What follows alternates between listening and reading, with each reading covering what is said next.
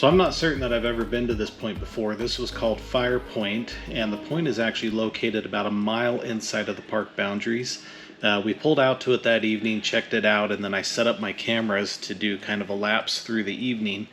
But we had to camp a mile back because we did not have permits to camp inside of the boundary. But man, it was a beautiful evening to be out there, and camp was awesome.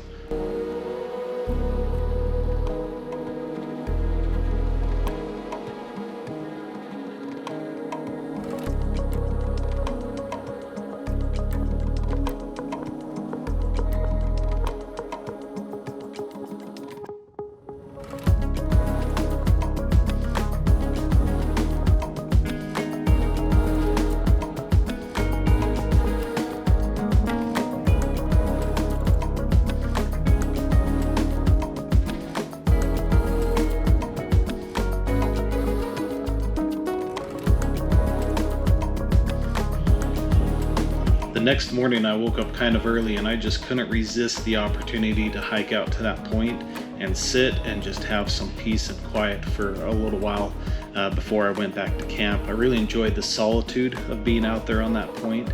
It was just really good for my soul to kind of soak in that view, the morning air, just the experience of being there. I absolutely loved it. Once I got back to camp, we had breakfast, packed everything up, and it was time to hit the road again.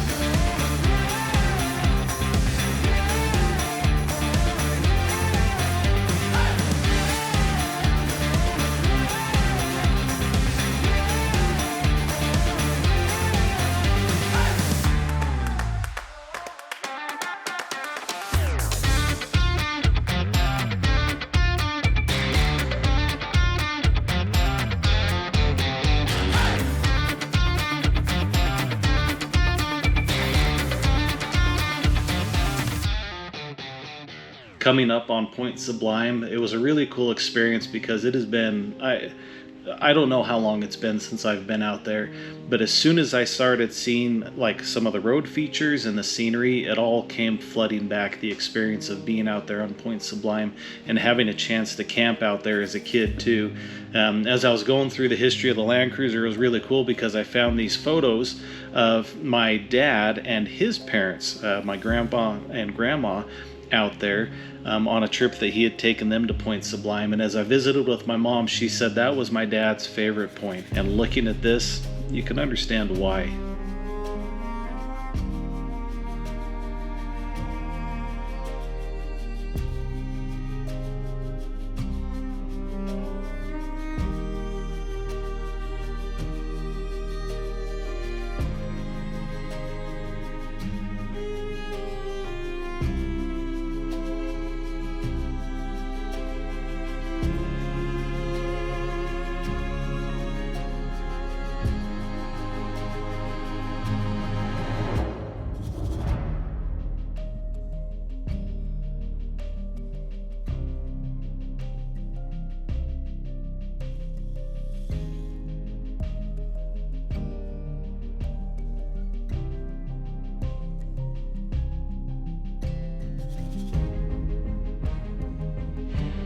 Well, this was perfect. There was a vehicle there when we pulled up, but he left pretty much as soon as we got there. So Nate and I had the point completely to ourselves the entire time that we were out there at Point Sublime.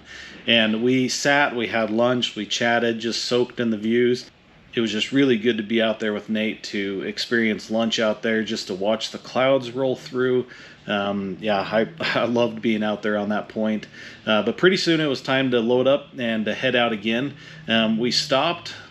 We stopped on this land bridge here to take some beauty shots of our rigs. The pictures didn't turn out quite as I was hoping, to have the views in the background and the rigs on the land bridge, just because it was such a narrow spot. But it was really cool to kind of sit there and get some of those beauty shots, see some of the storms that were rolling through. As we got in to leave, we passed a group of hikers, and I think they were the ones that were camping up there at Point Sublime. There was an FJ60 that was a pretty cool, pretty clean and cool looking rig set up at camp there. And as we pulled by, one of them said this. Nice ride. Yeah, that's a pretty cool compliment as we were passing them by. So, but we hit the road again, and it was time to find some pavement, and so that's what we did.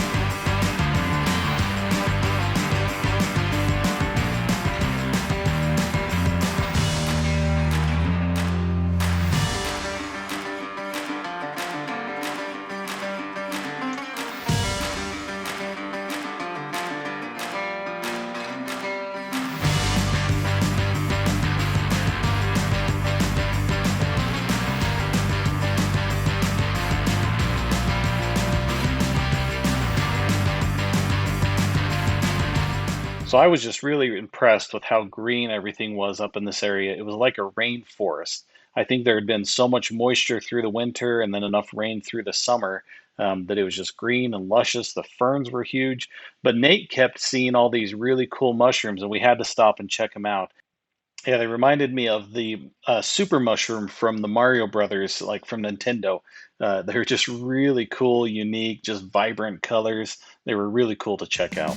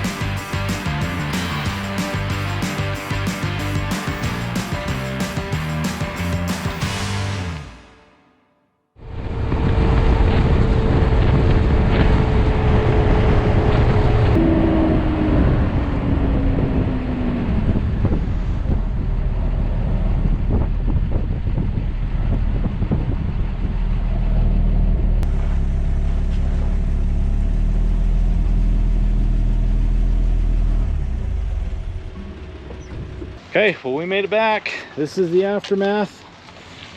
Looks like we've been on an adventure. I think yours is a little muddier than mine is. I don't know. Maybe it doesn't show up the same on the black as the blue, but yeah, it was a good time. Maybe my tires stick out a little more. They might, yeah. But we made it back to pavement, back to civilization. We're gonna go celebrate, have a burger and fries and a Coke, and just kind of finish off the trip that way. So everything worked good. We didn't have any casualties, no issues. The weather was just perfect.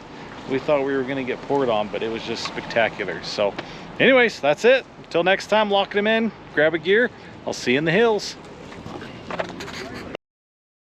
I wanted to drop a note real quick at the end of this final episode and just say thanks for watching these 3 episodes about this Grand Canyon trip and taking the time to learn a little bit more about the Land Cruiser, letting me share the history, the heritage, the experiences that I've had, and kind of explain why it meant so much to me. I know that the trip itself, I didn't do that great as far as capturing all the essences of the experience up there, but like I said from the beginning, it was more for me than it was for you. I mean, I love you guys, I love my viewers, but this trip was something that was really special to me and something that I really needed. And I realized after making this, after making these couple of episodes, it was way too short. I need to go back and do it again, spend a few more nights, and yeah, just hit it all again to really get the full experience of it. One of my favorite parts of this process was sending it to my brothers and sisters and my mom, and getting their approval first of all, but also getting all of their memories and comments back. That was really special to me to get a few more photos of the Land Cruiser that I could include, get some mentions of their memories and their experiences with it, but also just how much they love this Land Cruiser and how grateful they are for me to bring it back to life and make it a running, driving vehicle again, and how much they enjoy being able to see it out here on the roads here in Kanab, me kind of using it and running it around again. So that was really cool too, to get their experiences, their memories, and kind of their feedback on it also as a family. So I'll go ahead and say it again. Until next time, lock them in, grab a gear. We'll see you in the hills.